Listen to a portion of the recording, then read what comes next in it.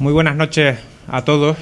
Lo primero, agradecerles su presencia en este acto de presentación de la obra En busca del general Balmes, que ha escrito nuestro compañero Moisés Domínguez Núñez, ¿no?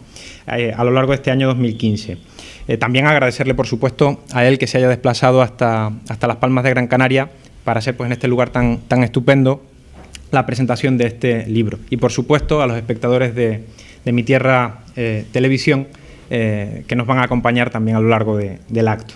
Yo intento siempre en mis clases con los alumnos de Historia de la Universidad CEU San Pablo llamarles la atención sobre el presente a través de la historia. Vamos a ver si conseguimos algo de eso en esta noche, que sea lo suficientemente ameno para ustedes, que sea atractivo lo que vamos a contarles de esta obra En busca del general Balmes. Moisés Domínguez Núñez nació en Madrid, pero según nos cuenta, pues es en parte extremeño y en parte también murciano, de Cartagena. Nace en 1968, su especialidad a lo largo de lo que ha sido su producción en los últimos años, pues es la guerra civil, fundamentalmente en Extremadura. Ha trabajado también siempre en el tema de la guerra civil sobre cine, sobre artículos sobre militares. Escribió una obra que nos comentaban antes sobre la matanza de Badajoz, que es quizás, pues, su obra más resonante hasta esta que hoy nos ocupa, que ha tenido ya algo de repercusión en redes, que ha tenido alguna respuesta, que ha suscitado algo de polémica, lo cual me parece muy positivo, es decir, que pueda haber discusión sobre ese tema. Bien, se presenta en este trabajo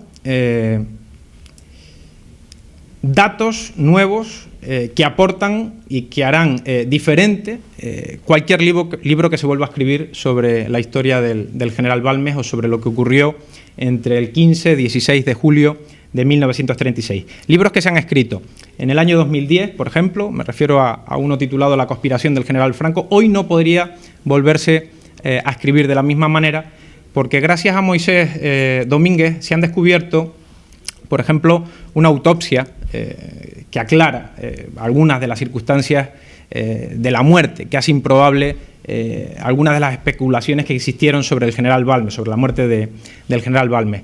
Ha encontrado también, como nos dice en las primeras páginas de su libro, lo que fue el proceso judicial, la jurisdicción civil, la jurisdicción militar. Ha localizado declaraciones de muchísimos testigos militares y también civiles, médicos, ¿no?, que participaron en todo lo que fue este proceso. Es decir, ya no se volverán a poder realizar algunas de las especulaciones que circularon, pues, y que han venido circulando y siguen circulando en muchas de las obras escritas, pues, en las últimas décadas, ¿no? En esas obras se planteaba que, al menos como posibilidad, que Balmes había sido asesinado. Y se intentaba plantear incluso en una de ellas que el responsable de ese asesinato, de ordenar el asesinato, había sido el propio general Francisco Franco, que estaba en Tenerife. No solamente con la intención de buscar una excusa para partir a África a través de Gran Canaria y usar el Dragón Rapide enviado desde Inglaterra, sino también para poder controlar mejor las circunstancias de esa isla. Después de lo que yo he podido leer en la obra de Moisés Domínguez, pues creo que es difícil plantear algunas de esas especulaciones otra vez. No obstante, estamos ante una persona, pues, con una gran humildad, al menos a la hora de escribir, porque no es tajante en ese sentido. En ese sentido muy honesto, me parece, intelectualmente hablando. Yo, que me dedico a la historia, no es común encontrar un trabajo donde nos encontramos tanta moderación a la hora de plantear los posibles escenarios. No niega en ningún momento que hubiera podido producirse ese asesinato, y sé que con las pruebas que hay ahora mismo no parece probable. Podían aparecer nuevos vestigios en ese sentido que reforzaran otras tesis. Voy a leer algunas de las observaciones que se hicieron en una obra del año 2010, que ha sido corregida en el año 2014 por un historiador de la Universidad Complutense, y les explico el porqué. Se llama Ángel Viñas. Yo, cuando compré el libro de Moisés Domínguez, por supuesto mucho antes de conocerle, porque me lo habían comentado los compañeros, hice el siguiente trabajo. Cogí la obra de Ángel Viñas y aquí la tengo, y la puse en paralelo al libro de En busca del general Balmes, y lo fui leyendo cruzadamente. Empecé primero leyendo la obra de Ángel Viñas. Quería saber un poco qué decía la academia, qué decía la universidad al respecto. Me encontré con un lenguaje ciertamente contundente, ¿no? Aunque en ese sentido la obra de Ángel Viñas, La conspiración del general Franco, plantea diversos niveles de afirmación. Leo los primeros. Los rumores de que Franco hizo asesinar al general Amado Balmes datan en efecto de la fecha de autos y nunca se han extinguido. Esta es una afirmación de las primeras páginas de esa obra.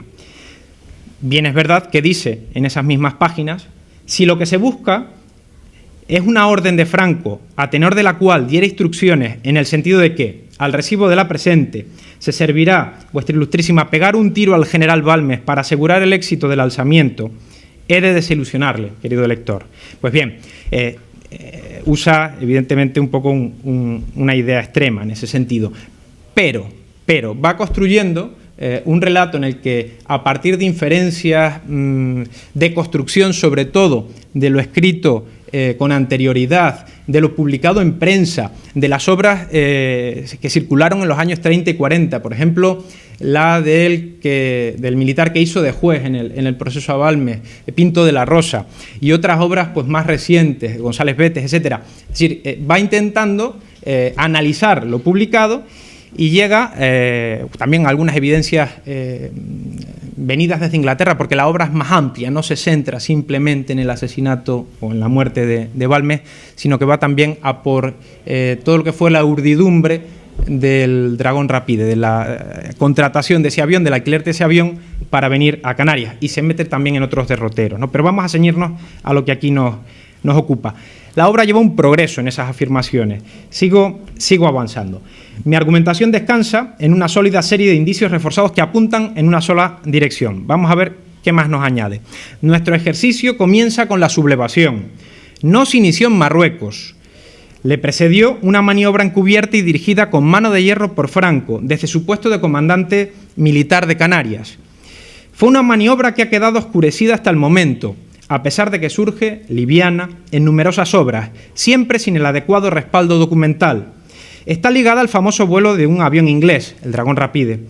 El conocimiento, basado en las pruebas y los argumentos que aquí se aportan, no hubiera dejado a Franco bajo la mejor luz.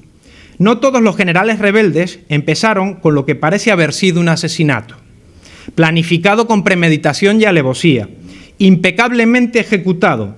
Aquí, repito, se comprende el título de su obra. El título de la obra no es La conspiración del general Mola, que es lo que pues todos más o menos en principio sabemos de quién fue la persona que planificó el golpe de Estado de julio del 36. Su libro se titula La conspiración del general Franco, porque él plantea que hay una segunda orquestada por el general Francisco Franco, subsidiaria de aquella, subsidiaria de la de Emilio Mola.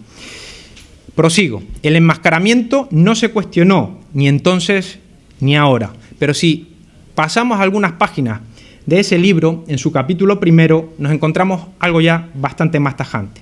Sin embargo, corresponde al general Francisco Franco el honor, o más bien el deshonor, de haber iniciado la rebelión.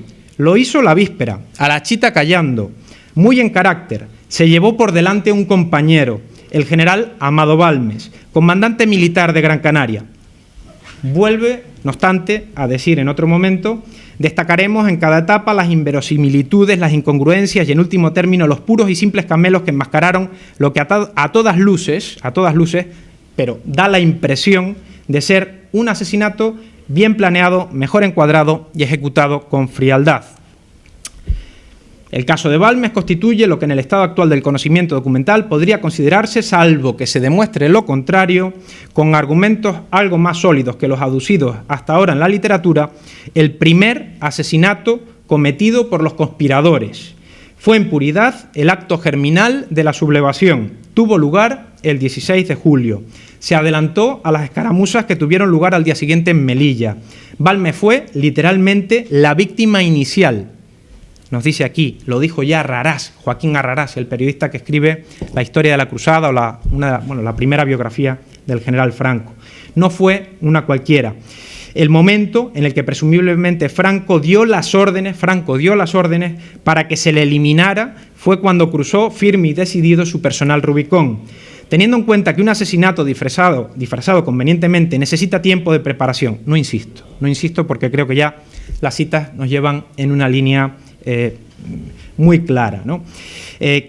¿Cómo fundamenta esta obra esa idea de que Franco urdió y ordenó un asesinato? Evidentemente ya nos ha dicho al principio que no hay ninguna orden directa del general Franco. Franco está en la conspiración de lo que es el golpe de Estado, le pueden encontrar en la bibliografía desde marzo y en los meses siguientes, antes de ser incluso destinado a Canarias, como ocurrió con otros militares que se reunieron pues en el 8 de marzo, por ejemplo, o incluso antes, en febrero, y dio incluso Franco algunas advertencias al gobierno en esas fechas, ¿no? Es decir, que es evidente que estaba en lo que eran las circunstancias tan adversas que significaron el tiempo del Frente Popular y en lo que se movilizó dentro del estamento militar y también desde sectores civiles, ¿no? Bien, usa muchos niveles de documentación. Por ejemplo, decía antes, lo que escribió el Pinto de la Rosa, lo que escribió el militar Pinto de la Rosa, que fue el encargado de intentar indagar en lo que habían sido las circunstancias de la muerte de Balmes. Usó también el resto de la literatura existente, usó de la prensa y vio algo que es cierto. Yo en ese momento me refiero a las contradicciones entre los distintos relatos posibles. Franco, Salgado Araujo, también digamos lo que serían los testimonios de los médicos en la prensa de esa fecha. Es decir, si cruzamos todos los relatos habidos de lo que ocurrió con Balmes, es verdad que hay muchas contradicciones. Yo en ese momento cojo la obra de En busca del general Balmes y empiezo a pasar páginas, lo tengo lleno de anotaciones porque es un libro que sin duda les recomiendo comprar y leer con interés, y me encuentro con que afirma que es cierto. Me lleva a la sorpresa de que Moisés afirma que es cierto, que esas obras anteriores, que esa prensa no construye un relato perfecto, no construye, digamos, un hilo perfecto. Hay incoherencias, ciertamente, en toda esa literatura.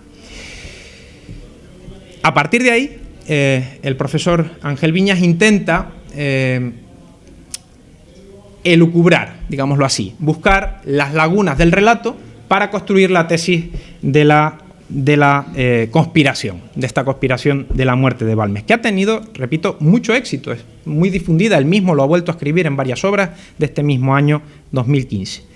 Vuelvo a la obra de Moisés Domínguez y me encuentro algo en ella que no había encontrado en la obra de Ángel Viñas. Moisés Domínguez lo primero que hace es intentar presentarme a Amado Balmes, decirme quién era antes del 16 de julio, lo cual entiendo que es algo de valor. Es decir, ¿está en la conspiración Balmes o no le está? ¿Era posible que fuera un miembro de la UNRWA, como se dice, la Unión Militar Antifascista, ¿no? ¿Era posible esa circunstancia o no? Porque creo que es relevante para esclarecer si fue asesinado o no fue asesinado.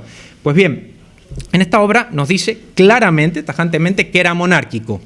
En la obra de Ángel Viñas intento comparar. Como historiador siempre intento buscar la verdad lo más honestamente posible y veo que pone que es simplemente liberal. En otra literatura sí que va más allá. Y la persona que tengo a mi lado me da fundamentos para esclarecerlo. En la obra de Viñas no los encuentro. Es muy superficial el tratamiento del pasado de Amado Balmes. En la obra de Moisés Domínguez encuentro que fue compañero de Franco en los años 20 en África, que ahí traban evidentemente cierta relación, compañeros de armas.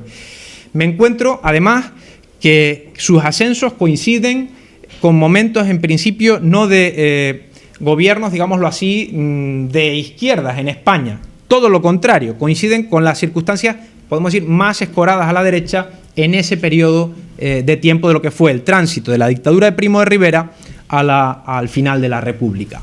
Bien, me encuentro además con que Balmes sufre un proceso a lo largo del año 31, pero que se prolonga a lo largo de toda la República por algo que había hecho en el pasado, en el año 30. Me encuentro además algo que sí que dice la obra de Viñas, pero de una manera muy, muy sencilla, que es que participa al lado de Franco en todo lo que ocurre en octubre del 34, en la derrota de la insurrección de octubre del 34. Es decir, no son datos menores. A partir de ahí, yo me dedico a la historia, digo, vamos a hacer algunas búsquedas en la prensa de la época, a corroborar si esto tiene verosimilitud, y me encuentro un dato que Moisés no aporta y le comento para que lo añada si quiere en el futuro cuando amplíe este trabajo.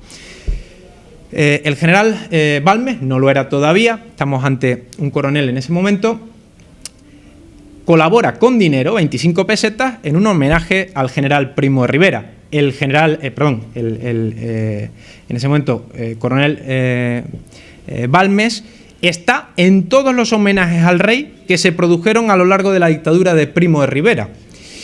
Bien es verdad que cuando esta concluye, seguimos estando en la monarquía, evidentemente, en el año 30, a lo largo del año 30, y llega pues, un ascenso en el campo de la aeronáutica, que es uno de sus oficios dentro del ejército en ese tiempo, y parece, da la impresión, porque tiene reuniones con el gobierno y luego va a estar en ese proceso, que es cercano al gobierno, que tiene cercanía a ese gobierno del año 30. Con lo cual, yo pongo siempre, a partir de ese momento de mi búsqueda personal, de lo que leo en la obra de Moisés, le animo a que ahonde en ese terreno, es decir, que intente buscar más evidencias de Balmes. Balmes es parco a la hora de manifestarse políticamente, claramente es parco. Yo creo que es una de las partes donde profundizar y quizás en las que mejor desarrollo pueda tener una obra de más calado. Saber qué pensaba. Será muy difícil. No es como Franco, que dejó algunos artículos en prensa, incluso donde se le puede leer, o escribió libros y se le puede leer y saber básicamente qué pensaba, pero puede ser uno de los lugares donde ahondar. Y esto no lo encuentro en la demás literatura. Repito, me parece una de las cosas de valor, que no es nada compleja de hacer, porque se puede buscar ya a través de Internet. Tenemos la hemeroteca de la Biblioteca Nacional, tenemos otras hemerotecas, incluso de aquí de Canarias, Hable, etcétera, que nos permiten hacer ese tipo de indagaciones, ¿no? Yo, por tanto, me encuentro con cierta respetabilidad de la obra a la que tengo delante. Volviendo a la lectura del libro de Ángel Viñas, que de todas maneras me parece de mucho interés, porque es muy sugestivo, es decir, porque abre muchas puertas. Bien es verdad que le cuesta encontrar, digamos, la manera de enmarcarlas, de cerrar, de atrapar bien lo que acaba de plantearnos. Como historiador me parece una obra sugerente, aunque tiene un lenguaje que quizás a mí no me parece tan adecuado. Es un lenguaje de cierta suficiencia, aquel libro, que la obra de Moisés, en cambio, no tiene. Es una obra en ese sentido mucho más sencilla. Tiene alguna pequeña mención semejante a la de Viñas, pero no creo que tenga el mismo tono su relato. Y decía que profundizando en esa lectura voy encontrando más evidencias, preguntas. Por ejemplo, ¿existe la autopsia? El libro del 2010 nos dice, puede ser que no se llegara a practicar. Dentro de esa teoría de la conspiración dice, ni siquiera hubiera hecho falta. Voy a la obra de don Moisés Domínguez y me encuentro la respuesta. Sí, existe la autopsia, yo la he encontrado. Leo en la obra de Ángel Viñas, existe el expediente, está desaparecido, nos plantea aquel relato, el expediente militar de 1936, del juicio, digamos, ¿no? De las pesquisas que se hicieron, que tenía que ser pasado a la jurisdicción civil. Y queda como pregunta, no se encuentra, da la impresión de que existió y que desapareció. Vengo a este libro y localizo que sí, que existe, que lo ha consultado. Y además me lo reproduce, que es algo que no encuentro tampoco en aquella obra, que entiendo que es de valor, poder ir a leer los testimonios en ese sentido que se prepararon en aquel momento. Creo que es una obra que hace difícil volver al 2010, que hace difícil que el propio profesor Ángel Viñas, que me encantaría que le pudiera responder con solidez, con erudición, que seguro que tiene, con suficiencia, porque también la demuestra en muchísimos de sus trabajos, y establecer ahí, en ese sentido, un diálogo fecundo. Sí que veo, y ahí me posiciono yo, y no Moisés, yo veo muy difícil la teoría del asesinato. Primero, porque quienes la plantean necesitan introducir en la conspiración a una cantidad de gente tan alta que en principio haría innecesario casi el papel de Balmes. Hubiera sido asesinado en otro momento probablemente. Hubiera muerto en otro momento si se hubiera resistido. Porque son tantos los nombres que aparecen ahí como partícipes del silencio, partícipes del engaño, partícipes de la manipulación, que hubiera sido muy difícil en ese sentido. Más parece lo contrario. Más parece que había cierta armonía en el cuerpo de ejército que se encontraba aquí en Las Palmas de Gran Canaria, ¿no? En ese tiempo preciso, en 1936. No hay yo creo que posibilidades de meter a tanta gente en una acción de ese carácter. Es decir, tantos silencios, civiles y militares, porque no solamente estamos hablando de militares, estamos hablando de 4 personas que practican una autopsia, 2 militares, 2 civiles. Estamos hablando de diversos escalafones en el ejército, no solamente del máximo nivel. Estamos hablando incluso de que Moisés localiza algo que se especula en la obra anterior a la que me he referido, La conspiración del general Franco, que es el testimonio del chofer, que parece realmente importante en ese sentido, que cuenta como detalle en su relato que su hermano era bastante de izquierdas, ¿no? Es decir, no parece una persona sospechosa. ¿Podía haber estado presionado? Claro que sí, pero tuvo oportunidades también de haberse marchado de España, porque así también aparece aquí. Es decir, es demasiado complejo. Y cuando algo parece demasiado complejo, pues probablemente no lo sea. Haría falta, por tanto, nueva documentación que robusteciera aquella tesis del 2010. Yo creo que en este momento lo que leía antes, es decir, que hace falta sólida literatura, ya ha aparecido esa sólida literatura. Es decir, ya no es posible volver al pasado en ese sentido. También vuelvo a decir lo dicho ya.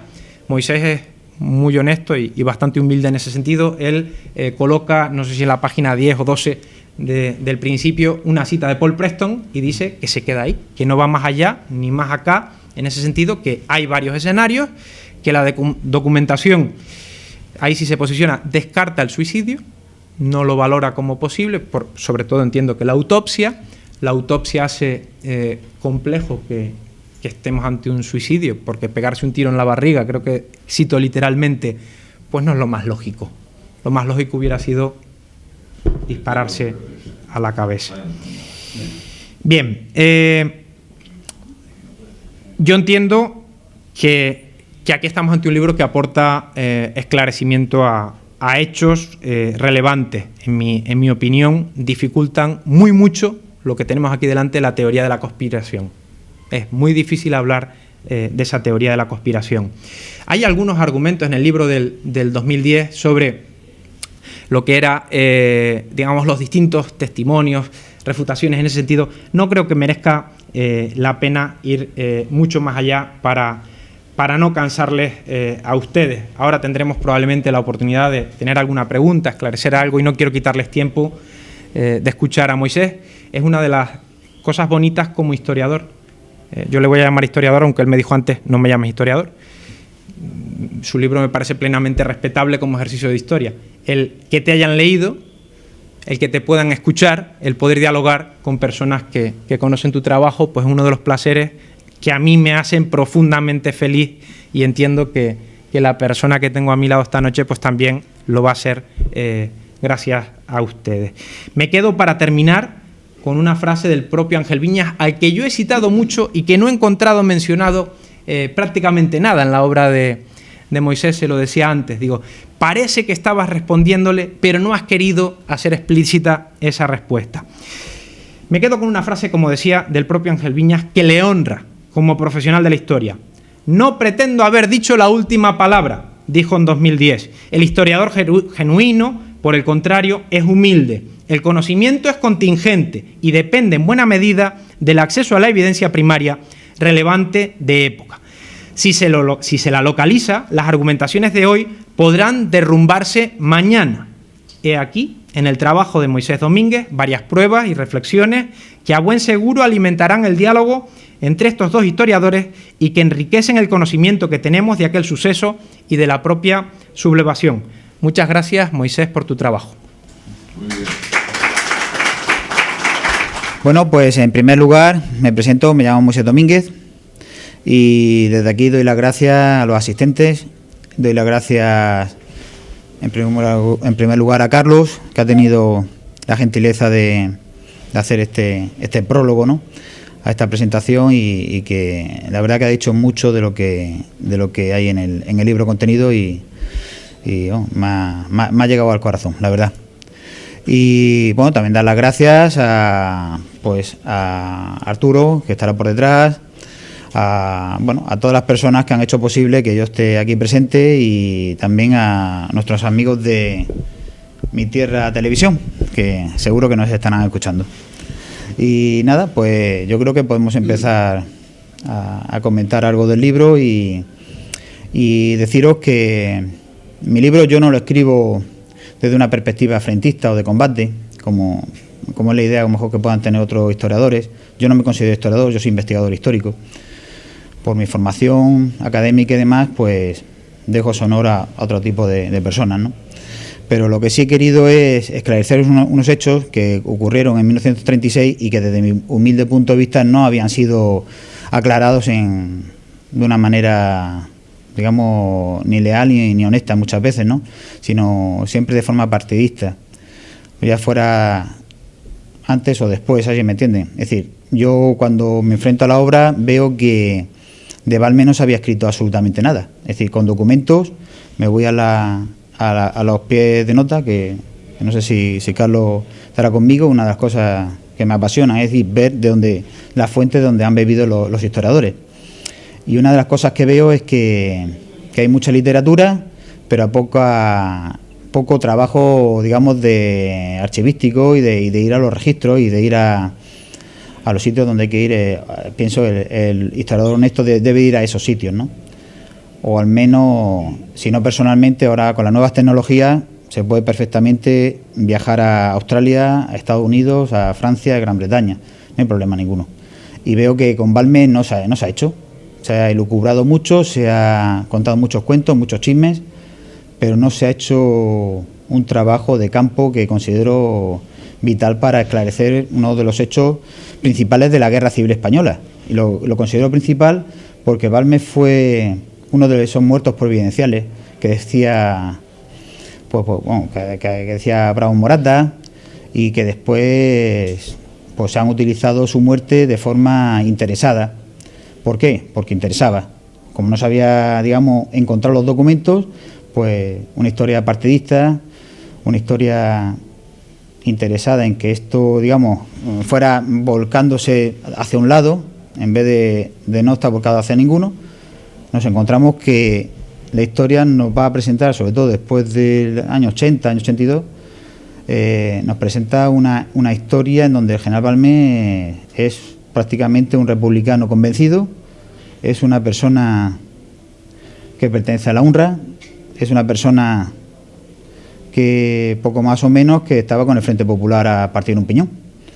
Y desde luego la documentación que yo utilicé hasta que escribo este libro, pues no es que no existía, es que no existía, es decir, no existía una documentación fiable.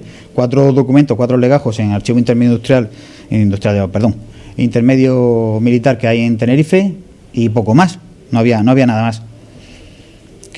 ¿Cómo planteo yo la obra? Pues digo, aquí hay que escarbar porque esto hay que esclarecerlo, porque a partir del 2010, sobre todo el profesor Ángel Viñas, al que respeto.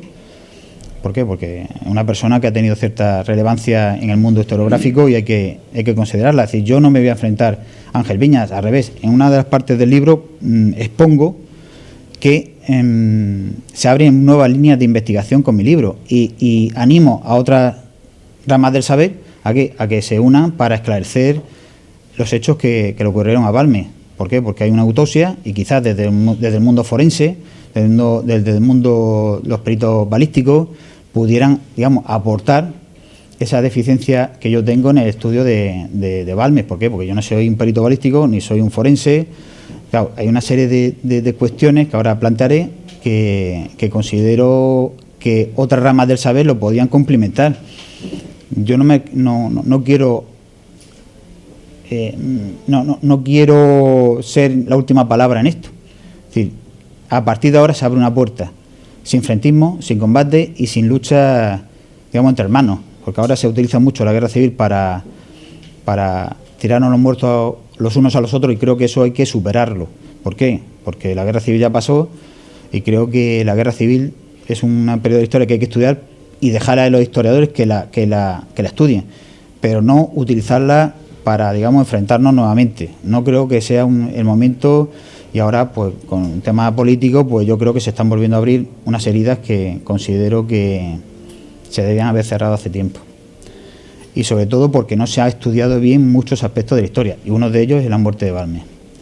Este libro hubiese sido imposible sin la colaboración de muchas personas. Yo he sido una amanuense de aquellas personas que se han puesto en contacto conmigo, y yo me he puesto en contacto con ellas. No puedo olvidarme en primer lugar, de la hija del general Balmes, Julita Balmes, con la que he hablado mucho por teléfono, una mujer octogenaria, una preciosa persona, que a la que debo agradecer por muchas de las cosas que aquí puestas, porque me las aclaró la propia hija del general Balmes, a la que otras personas, por ejemplo Ángel Viñas y otros historiadores, han hurtado esa posibilidad darle la posibilidad de hablar. Desde mi punto de vista la han utilizado. ¿Por qué? Porque es una persona ya mayor y ella, como me decía muchas veces, no quería meterse en follones. Entonces, pues a través de sus hijas, yo llego a ella y ella me corrobora todo lo que está escrito en el libro. Es uno de los testimonios principales. Aunque hace falta, digamos, ampliar, y es posible que se haga una segunda edición con las correcciones, con todas las aportaciones que se hagan nuevas, porque a partir del libro una de las cosas importantes que hay es que me llega nueva información y nueva documentación que me corrobora las circunstancias en las que muere el general Balmes, que ahora veremos. No me puedo olvidar de los hijos del comandante Cañizares, que estuvo aquí en Canarias y una de las principales personas que estuvo en todo el tema este de Balmes. No me puedo olvidar de los médicos militares. Los hijos me han corroborado también las circunstancias en las que muere Balmes. Sánchez Galindo, José Arriaga, Alfonso Soriano, es decir, una serie de personas. Desgraciadamente no tenemos a los padres, pero sí tenemos a los hijos, y por la transmisión oral los padres le dijeron a esos niños pequeños, cuando eran pequeños, lo que había pasado. Pudieran haber hablado los padres cuando en el año 75, no hablaron. Ahora con los hijos me corroboran lo que pasó a Balmes. Este es un estudio que realmente, como dice Carlos, se fragmenta en tres partes. Una primera parte en la que presento al general Balmes, que es una persona, desde mi punto de vista, que era un monárquico convencido. Aquí no lo pongo en el libro, pero he encontrado una anécdota en la que, cuando es ascendido a general, es el propio rey Alfonso XIII quien va a una cafetería donde estaba celebrando su ascenso con sus compañeros y lo felicita personalmente. Una persona que es un republicano, no creo que recibiera de esa manera al rey, ¿no? Y sin embargo es el propio rey el que le felicita. Es un monárquico convencido. Podemos hablar y podemos leer. Cualquier persona que tenga el libro, pues lo podrá ver.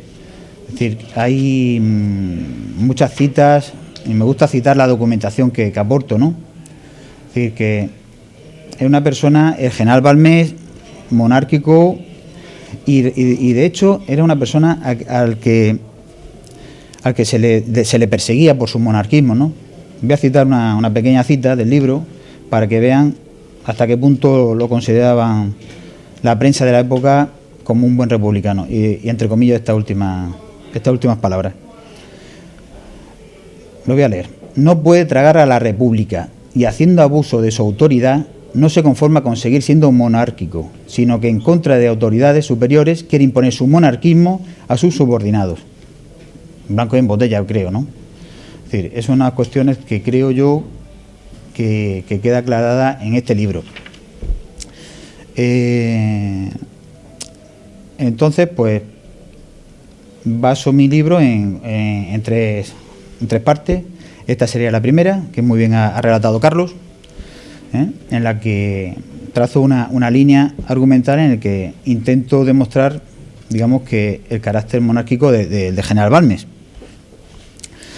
Y bueno, pues siguiendo con el libro, pues nos encontramos en muchas citas periodísticas. He hecho un trabajo archivístico de ir a las hemerotecas. Gracias a Dios, hoy a través de internet esas hemerotecas están disponibles al alcance de cualquier lego en historia, es decir, cualquiera puede teclar con el ratón o el ordenador, el teclado y ir a las hemerotecas de España y de medio mundo. Solamente hay que tener interés en localizarlo. Otras veces pues no hay posibilidad de ir a la hemeroteca digital y hay que pedir la documentación directamente al archivo o hemeroteca que corresponda. Y en ese sentido, pues también he hecho un trabajo, digamos, de campo. Principalmente la documentación que aquí se aporta es la recabada en el archivo del general de personal militar que hay en Madrid, una verdadera joya y al que tuve acceso y al que agradezco a las personas que me dieron facilidad para entrar allí, y en la que pasé un par de días pues rebuscando, porque he hecho un trabajo de campo que a veces que hay que valorar, ¿no? Porque a veces los historiadores no se nos valora. A veces una persona cuando lee un artículo de periódico se piensa, qué bonito y demás, pero detrás de ese artículo de periódico hay muchas horas de trabajo, dinero que pones de tu bolsillo, desplazamientos y demás, Carlos sabrá, y qué voy a decir, ¿no? Y a veces no se valora ese trabajo de campo. En este sentido, este trabajo que presento hoy, hay mucho trabajo de campo, hay ese desplazamiento a ese archivo, en donde yo me encuentro esa documentación y me tiemblan las piernas. Cuando yo encuentro estos documentos tengo que ser sincero. Es decir, esto es una maravilla, para mí era una maravilla, es como encontrar un santo grial para mí.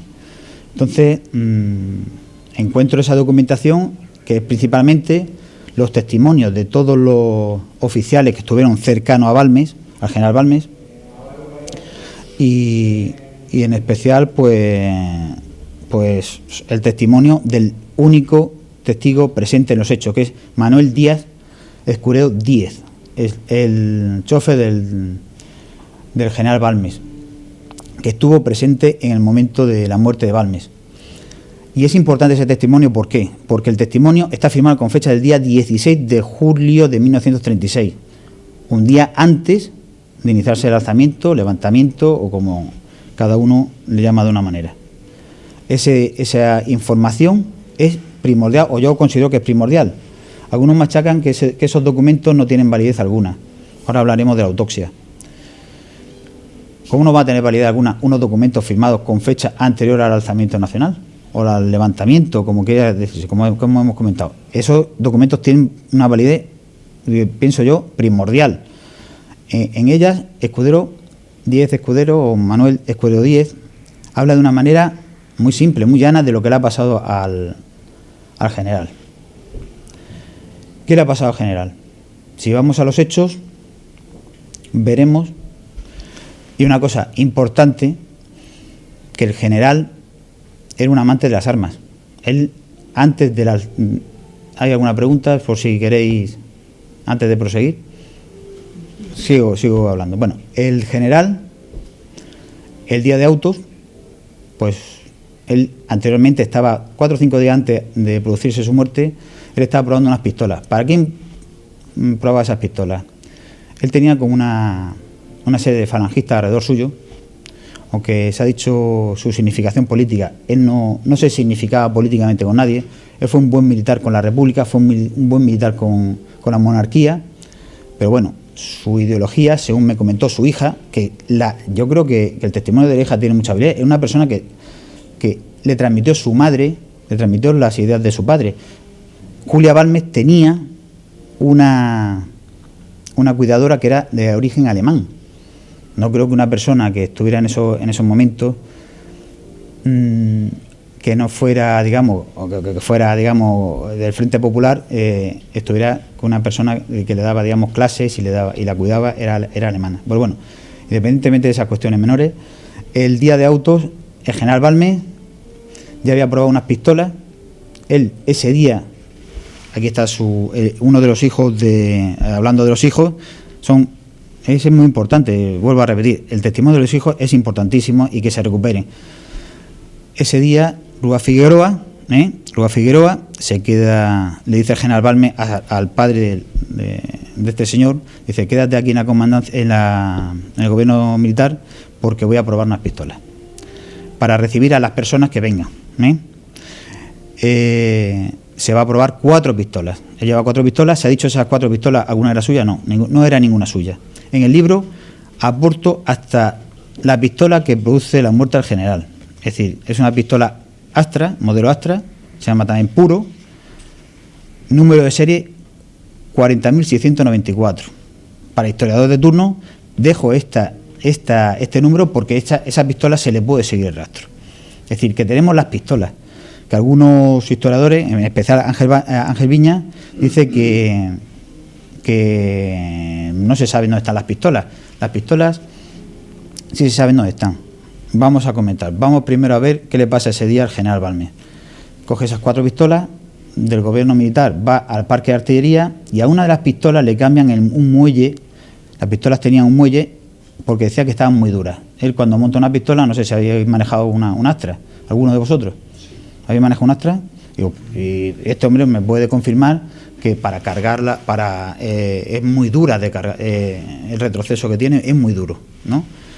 Entonces, uno de los muelles del disparador está muy duro y le hace cambiar en el parque de artillería uno de esos muelles, a una de esas pistolas. Yo creo que es esta, la que le va a provocar la muerte.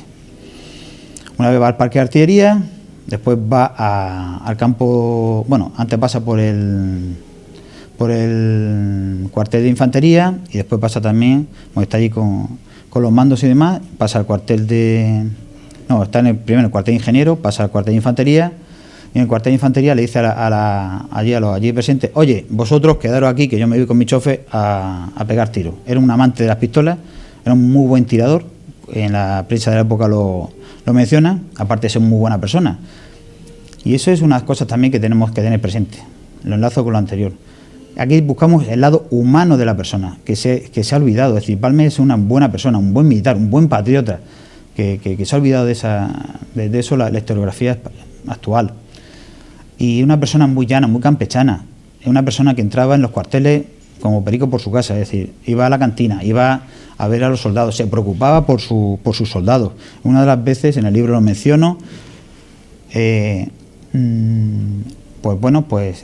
detienen a unos 40 falangistas de aquí de Canarias y uno de esos falangistas es un alférez que estaba con él. Él va a preocuparse por su subordinado. Una persona muy cercana al pueblo, era una persona muy cercana a las personas que lo rodeaban. Entonces, pues ese día, hemos dicho, y lo dejamos en el campo, en el cuartel de infantería. Después nos vamos pues dice a su chofer: venga, vamos, Manuel, vámonos al campo de tiro de la isleta. Bien, en el campo de tiro de la isleta, yo creo que sería interesante ver cómo se produce los hechos, ¿no? De una manera, yo creo que quiero ser gráfico. No sé si me puedo levantar y explicaros cómo se produce, para que veáis directamente cómo se produce el accidente. Yo creo que fue un accidente. Esto es tan sencillo. No me he podido traer una pistola de verdad, así que he ido a los chinos y traigo esta pistola. Pero es muy sencillo para que veáis. Si hubiese sido un asesinato normal, esto me lo corrobora, pues me puedo levantar. Venga. Bueno, con la pistola.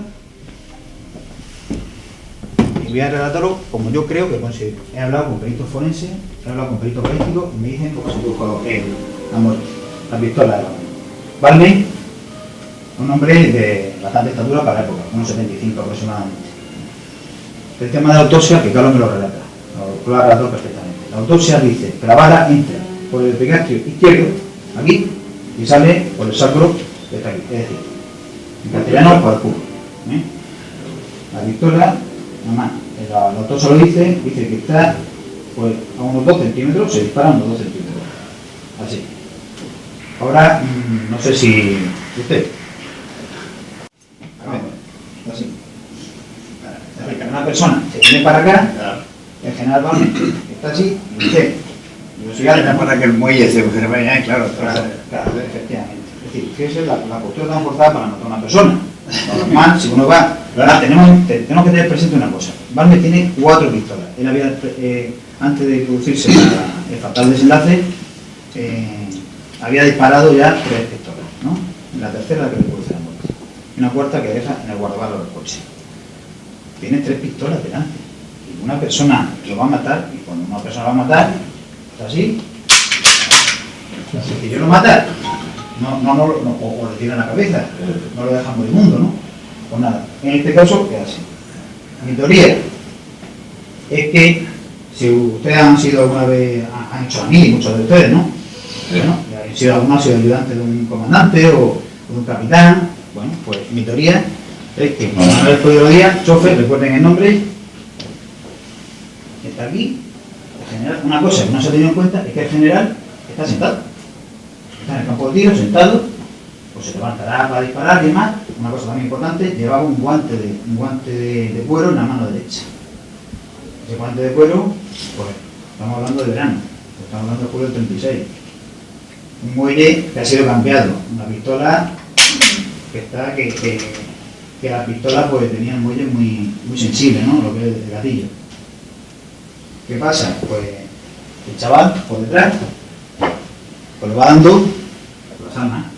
Oye, Manuel, dame las armas. Uno de los supuestos que se pueden hacer son, yo planteo dos supuestos en el libro. Uno primero, en el que el chofer le da el arma por detrás, no sé si me entiende, le dan el arma por detrás, el chofer se la da con la mano, fíjese usted, se la da con la mano, él coge el arma por aquí, o por lo que sea, se dispara. Es posible, es decir, yo no me cierro la posibilidad de que fuera incluso una muerte accidental. Otra posibilidad es que el general Barber tirara la mala costumbre de cuando cargaba o cuando se le traquillaba el arma, de hacer así y tirar. Exactamente. Y tirar, sí, que también es posible. Sí, ¿Me entiendes? decía que lo hacía. Estaba mal Sí, hecho, pero lo que hacía. lo hacía mal en Marruecos, una práctica que adquirió en Marruecos. La hija también lo dice. Y la hija también lo dice, es decir, él coge el arma con la izquierda, fíjese la postura, tira para desencaquillar la bala, que era la última bala que se le había quedado encasquillada aquí en el arma, tira para acá, ponga. ¿Por qué digo esto? Porque lo normal, si alguien lo quiere asesinar, es que lo remate. ¿Quién no ha visto un asesinato de verdad? Esos desgraciados. Son unos hijos de su madre, hijos de perra. Bueno, eso no me gusta, pero yo sí lo digo. Lo que dice Viña es un disparate. Es un disparate, es decir, desde el punto de vista científico, no vamos a poner desde el punto de vista histórico, sino desde el punto de vista científico, es muy complicado sostener lo que dice Ángel Viña. Y solamente tenía que haber ido a... Primero desde mi punto de vista, tenía que haber agotado las fuentes primarias, que no la agota. Yo creo que Viña, en un acto de soberbia quizás, no agota, digamos, las fuentes primarias, es decir, hay que ser humilde en este trabajo. Y hasta un cabrero te puede aclarar una historia. Y en este caso yo creo que faltaba la documentación que se aporta en el libro. Se me entiende, hay que ser humilde, es decir, 4 hojas más que 2. Y siempre una persona que te puede ampliar los conocimientos. No hay que nunca cerrarse en banda. Y yo no me cierro tampoco en banda, si después Viña me viene y me acredita y certifica, porque él, una de las cosas que hace, y yo digamos le achaco, es que acusa, es decir, tira la piedra y esconde la mano. Así me entiende. Yo conozco... Típico de él. Típico de él, es decir, transcribe la hoja de servicio del oficial que él considera que ha matado a Franco. Amigo íntimo de Franco. La copia literalmente de... Yo tengo la hoja de servicio de ese comandante. No hay ninguna otra evidencia de lucha en el cuerpo, ninguna otra evidencia de lucha en el cuerpo. Es decir, esa guerrera además fue enseñada a un periodista que aparece en la prensa, es decir, que existe, por tanto, porque también está en la autopsia, es decir, que hay varias fuentes que hablan de lo mismo. No da por tanto más información. Si no me equivoco, la autopsia también. Claro. Aparece la guerrera, aparece el pantalón, aparece la camisa, aparece hasta la bala aparece. Es decir, cosas que habían sido negadas en la historiografía actual, sobre todo el señor Ángel Viña. Pero la pistola se pierde. ¿Qué se va a perder? Eso es lo que vamos a ver ahora. Esa es otra. Porque es que hay historiadores que dicen que la pistola... Esa es otra. Ahora vamos a ver el tema de la pistola. El tema de la pistola no se llegó a perder. Ahora, ¿quién la cogió? No lo sé. Eso no lo sé. Pero que esto no se pierde seguro, así me entiende. Ahora vamos a eso. Bueno, pues después de la muerte del general, no voy a abundar en el tema del funeral y demás, porque fue muy sonado aquí en Canarias y de sobra conocido, ¿no? Y fue la causa por la que viene el general Franco aquí a Las Palmas. Eso habrá conocido, no vamos a abundar en eso, sino que vamos a ver ahora qué pasa con las famosas pistolas qué pasa con los sumarios, porque Ángel Viñas también plantea la duda de que se hubiera abierto un sumario civil. Y yo indago aquí en la Audiencia Provincial de Las Palmas y efectivamente existe ese sumario civil. Otra cosa es que se ha perdido. Alguien interesado pues lo sustrajo. Pero ese sumario es el 177/1936. Que lo lleva a cabo el magistrado juez del distrito de Triana, que es José Mendoza Ramírez. Se hace esa indagación y lo más importante y relevante del caso es que la jurisdicción civil estaba por encima de la jurisdicción militar. Le dice a la jurisdicción civil: ahí usted, tráigame toda la documentación, tráigame todas las pruebas del accidente que vamos a investigar.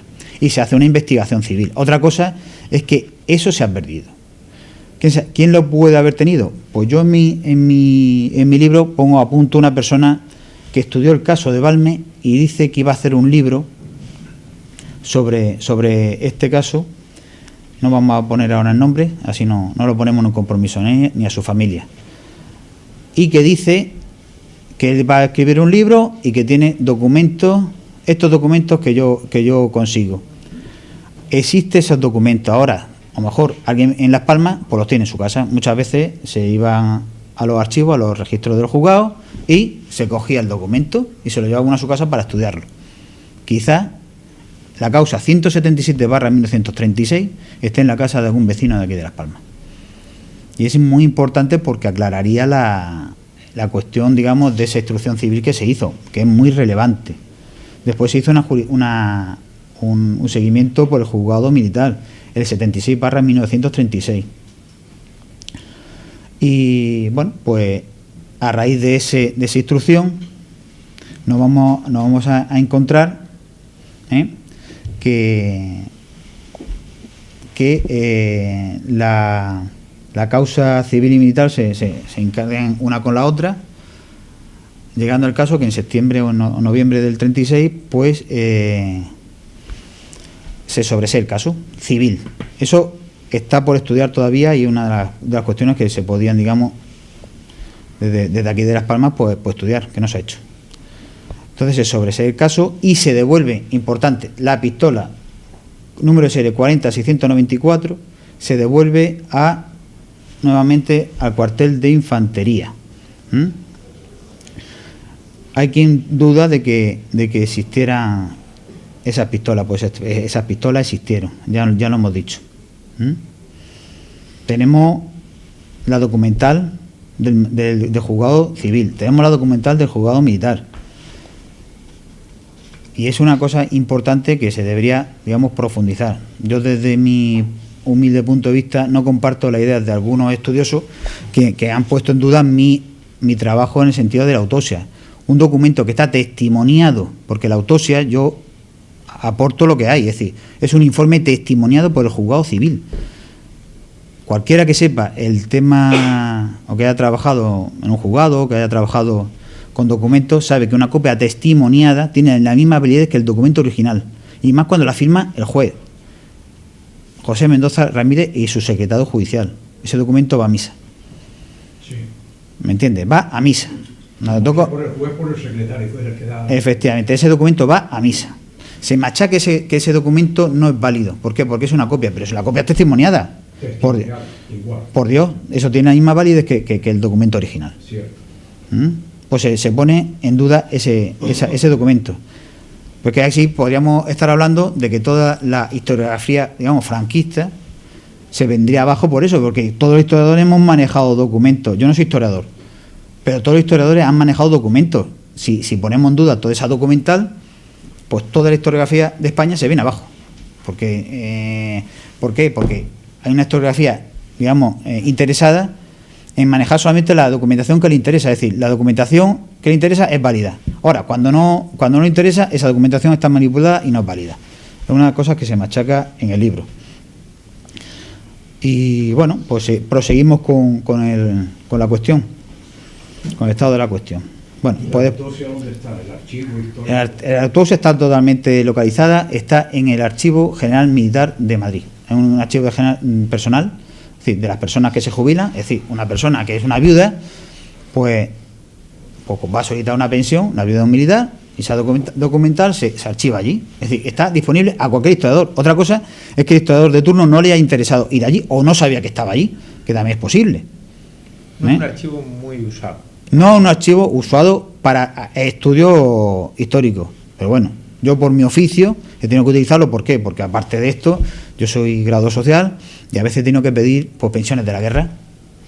No sé si me entiende. Entonces ya por mi oficio, digamos, también aprovecho, digamos, mis conocimientos pues para ello. Y sabía que existía ese archivo. Otra cosa que no se ha sido utilizado, pero ahí está. Y ahí está mucha documental, que si quieren otros, pues se puede abrir el melón del caso Sanjurjo, del caso Mola, porque las viudas pidieron pensión. Y hay documental ahí que podría ser interesante. Solamente lo dejo ahí para el que quiera. Bueno, pues seguimos. Después de la muerte de Balmes, hemos dicho que se genera un expediente para aclarar su muerte, y ahí testifican pues más de 50 oficiales y jefes que estaban alrededor de Balmes, que sabían lo que había pasado. Todos ellos dicen claramente que Balmes estuvo implicado en el levantamiento militar, a su manera. Porque Balmes, otra cosa, y Carlos lo ha explicado muy bien, es que es muy parco en palabras. Es decir, parco en palabras y parco en escrito. Es decir, no existe cartas de Balmes. Yo he hablado con Julia, dice, tenemos cartas que puedan relacionar a Balmes con, yo qué sé, con Indalecio Prieto, con Negrín, o yo qué sé. No existen. Yo he pedido esas cartas al archivo documental de la memoria histórica, el centro documental de la memoria histórica está en Salamanca, y de ahí Balmes relacionado con el Frente Popular no existe absolutamente nada. Y él mismo, cuando se pegó el tiro, dijo, maldita pistola. Claro. Lo dijo él mismo. Claro. El tema de las malditas pistolas y demás, pues el tema, yo he hablado con un perito forense y me dice, ¿cuánto puedo vivir Balmes después de pegarse el tiro? O que se lo pegara. De forma accidental también se pudo pegar el tiro el chofer, que también otra de las posibilidades que yo he abierto. ¿Cuánto pudo vivir Balmes con un disparo a esa corta distancia que le reventó el bazo, le reventó la vena porta, es decir, le reventó por dentro? Balmes era una persona de una corpulencia bastante importante, y yo con el perito que he estado hablando me ha comentado entre 15 y 20 minutos, no más. ¿Por qué? Porque el estómago se llena de sangre y parece ser, yo no soy un entendido, que tapona la herida. La misma sangre que se coagula en la barriga, en el estómago, coagula. Entonces no pudo vivir más de 15 minutos, pero en esos 15 o 20 minutos fueron muy determinantes. ¿Por qué? Porque cuando Balmes cae al suelo, lo recoge el chofer, lo lleva. Otra cosa importante también es que no va directamente a la casa de socorro. Pues sabemos que primero va a la casa de socorro. No, primero para en el cuartel de infantería y se sube. Hubo otro testigo importante que aparece en el libro, José López, sargento de infantería, que digamos que coordina el traslado del general hasta la casa de socorro primero y después al hospital. Bueno, al hospital fue después. Bueno, lo coge, estamos hablando de que el general Balmes lo cogen en el campo de tiro de la Isleta, polígono de la Isleta, para en el cuartel de infantería, sube este señor, José López, sargento de infantería, y él que le dice al chofer, otra cosa de las que Viña pone en duda, a ver, ¿por qué paró en la casa de socorro y no en el hospital? Pero más cerca. Porque es tan sencillo como lo más cerca. Dice, dice el general, me estoy ahogando, me duelen las piernas, no siento las piernas, como la película aquella famosa de... Pues sí, lo dijo, no sentía las piernas. ¿Por qué? Porque otra de las cosas que en la autopsia viene perfectamente aclarada es que, y que me aclaran a mí los doctores, es decir, la zona pélvica, es decir, perdió totalmente la sensibilidad de abajo de las piernas, él no sentía las piernas. Es decir, ¿por qué? Se mea encima, se caga encima, es decir, algo que desde el punto de vista humano hay que verlo también. No perdamos de vista el punto de vista de esta persona, de este general. Porque para allí, pues sencillo. ¿Por qué? Porque el primer sitio donde se le puede atender al general, se ponen los mecanismos, se abre el protocolo, se inicia el protocolo y se intenta salvar la vida del general. Él empieza a decir, qué fatalidad, no se lo digan a Julita, que era su hija, y a Julia, su mujer, malditas pistolas, qué desgracia, bueno, dicen a mi mujer y a mi hija. Efectivamente. Pobrecita, que será de ella, que tenía 7 años. Y vamos a ver, eso es lo poco que puede decir. Después, pues, con una pérdida tan abundante de sangre, pues pierde conocimiento. Se le hace una transfusión. Se presentan voluntarios. Se presenta voluntario, efectivamente, que eso tampoco se dice en el libro de Viñas. Es decir, se le intenta salvar la vida. Si había esa conspiración tan judeo-masónica, pero a la inversa, ¿se me entiende? Pues se le deja morir como un perro. Es decir, bueno, ¿para qué lo vamos a salvar? Pero hay una cosa que es fundamental. ¿Quién es el soldadito que no es nada, que se atreve a pegarle un tiro a un general? Hombre, por Dios. Bueno, ya pues, con eso me sobra todo lo demás. Bueno, pues eso es una parte principal, pero bueno, a más, como diría aquel catalán, pues se prestan soldados. Hemos localizado, Julita me dice el nombre de uno de los soldados porque habló con ella. Es decir, eso es importante. Es decir, el soldado le dice que se hizo una transfusión al general. Si había esa conspiración, ¿por qué se va a intentar salvar la vida? Se le lleva al hospital. Se le lleva al hospital y se le intenta salvar la vida también allí en el hospital. Pero bueno, ya entra en shock y bueno, murió desangrado. Es decir, literalmente el corazón ya no le latía. Bueno, pues esa, digamos, es la parte, digamos, hasta donde hemos llegado. Ahora veremos que otra de las dudas que se ponen también encima de la mesa es que a la viuda del general Balmes se la trató como un poco más que como un perro. Era como alguien que Franco no lo quería, para nada.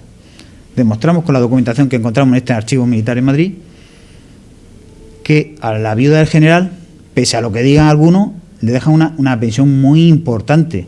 Son de 17.000 pesetas anuales de 1936, con carácter retroactivo, eso sí, pero se le reconoce, y se reconoce como el primer muerto de la guerra civil con motivo de la preparación del alzamiento. 17.000 pesetas en 1936 ya las quisiera ganar mucha gente, que ganaba 300 pesetas. Ella pretendía una pensión de muerte en combate. Efectivamente, bueno, ese es el dilema que existe, efectivamente. Claro, ¿fue un acto de servicio o fue? Bueno, pues en un primer momento se le concede una pensión normal, como una pensión a un militar que se muere porque se ha pegado un tiro, pero después se abre una diligencia en 1940 y se ve que como estaba preparando, digamos, el alzamiento militar, con todos los testimonios que hay, dice, no, ahora vamos a darle a la pensión de 17.000 pesetas anuales, pero con muy importante, y esto no lo dice Viñas, es decir, se le da con carácter retroactivo desde el día siguiente, desde el día 17 de julio de 1936, importantísimo. Eso de que a la mujer de Balmes se la dejó tirada como un perro, eso no es verdad. Ya quisieran muchas personas en esa época que se morían de hambre, literalmente de hambre, haber obtenido una pensión de estas características. Entonces, pues, claro, también se dijo que a Balmes se le olvidó. A Balmes no se le olvidó aquí en Canarias. A Balmes se hicieron sellos, se hicieron pasodobles, compuestos por el maestro Bárbara. Bueno, se hicieron ofrendas florales.